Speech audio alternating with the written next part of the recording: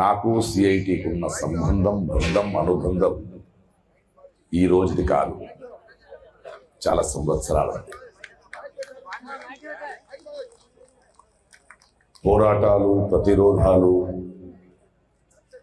నేను నాటకం చేస్తున్నప్పుడు వీధి నాటకం మూలంగా ఇదే చేస్తూ వచ్చాను.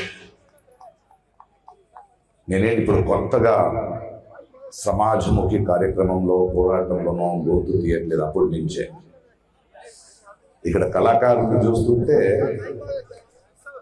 ఇలాగే నాకు 18-20 ఏళ్ళు ఉన్నప్పుడు పల్లెటూళ్ళకి, ఊళ్ళకి వీధి నాటకాల మూలంగా సమస్యల గురించి ప్రచారం చేసేవాడిని. మీకు ఎలా వచ్చింది ధైర్యం ఇలా మాట్లాడడానికి అన్నారు. ఇలాంటి మూమెంట్స్, ఇలాంటి ఎన్నో గురువులు నన్ను పెంచారు కాబట్టి, నన్ను చెక్కారు కాబట్టి ధైర్యం ఉంది. అండ్ ఎవరు అడిగారు, మీరు చాలా నిజాలు మాట్లాడతారు, ఎంత ధైర్యంగా మాట్లాడతారు.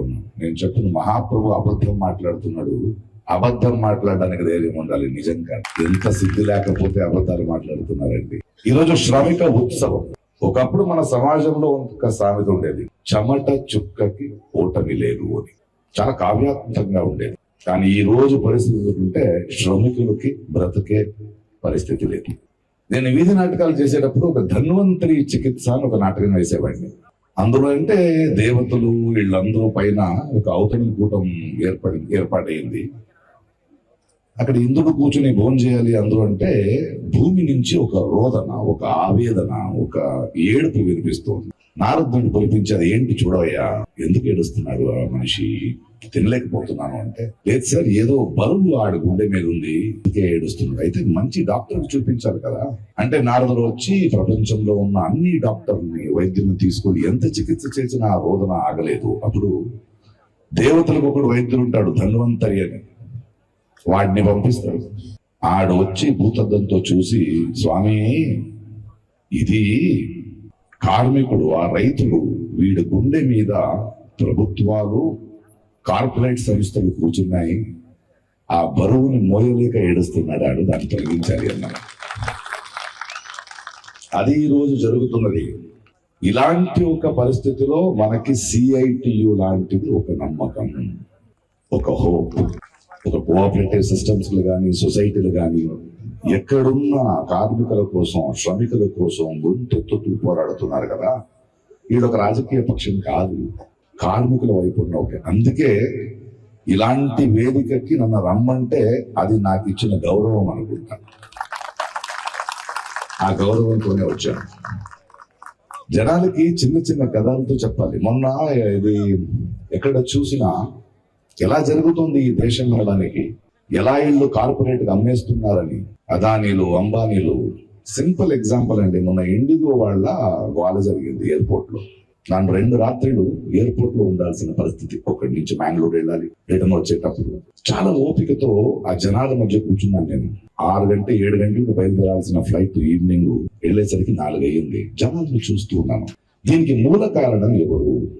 ఒకప్పుడు మన దేశంలో అన్ని రాజకీయ పార్టీలు వాళ్ళ బలం చూపించడానికి రౌడీలను పెంచాయి.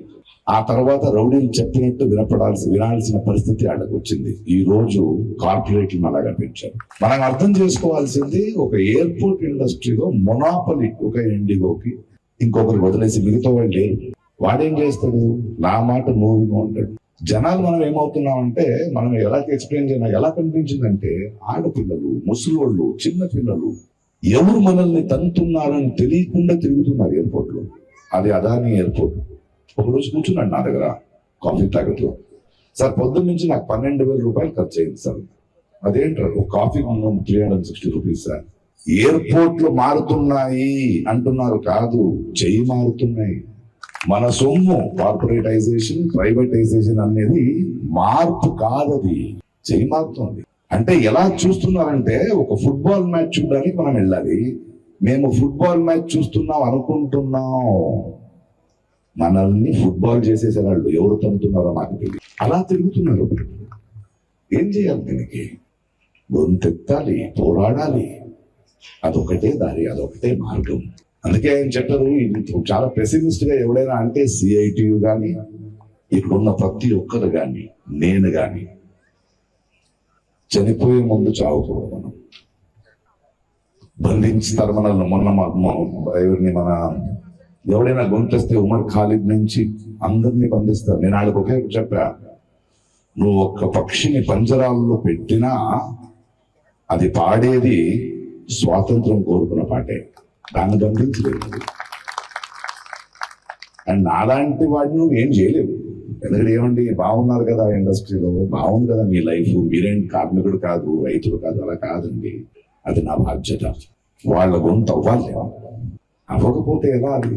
సో ఈరోజు విశాఖపట్నంలో ఉద్యమాల చాలా అవసరం ఉన్న స్పేస్. ఇవాళ మనం వైజాగ్ స్టీల్ ప్లాంట్ ఉండొచ్చు, ఒకటి. ఎందుకంటే మాకు మధ్యాహ్నం ఒక పత్రిక అమ్మేవాడు కొనుక్కునేవాడు ఉంటే ఓకే.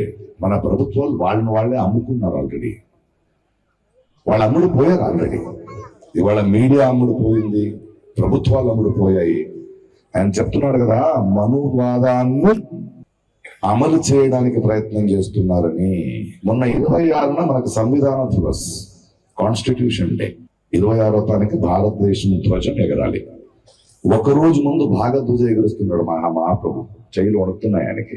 ఐడియా ఏంటంటే నెక్స్ట్ ఇయర్ 26 ఆదిక్కడ రావాలనే. మనువాదాన్ని అమలు చేసే ప్రయత్నంలోనే ఉన్నారు. దానికి ఒక ఎగ్జాంపుల్ కూడా చెప్పి నా మాట ముగిస్తాను.